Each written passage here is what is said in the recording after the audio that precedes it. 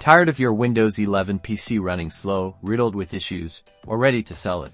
Today, we're going to walk through how to factory reset your Windows 11 device, giving you a fresh start. First, click the Start button and select Settings. Inside Settings, click on System from the left-hand menu, then scroll down to Recovery. Locate the recovery options, then select Reset this PC. This is where the factory reset process begins. Now, you'll be presented with a couple of choices: Keep My Files or Remove Everything. Keep My Files removes apps and settings, but attempts to save your personal files. Remove Everything gives you a true clean slate. Deleting everything, choose what meets your needs, and then click on it.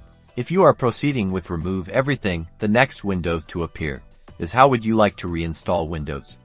You now have two choices: Cloud Download or Local Reinstall. Select your preference between Cloud and Local, keeping in mind that Cloud Download uses more data. The system then prepares for the reset and you'll see progress bars and your computer will restart. Be patient, as this process can take some time, especially if you've chosen to remove everything and use a cloud download. Your PC will then reboot and go through the setup process, just like when it was new. Follow the on-screen prompts, such as entering your region and logging into your account. Once the setup is done, you'll have a clean, fast Windows 11 installation.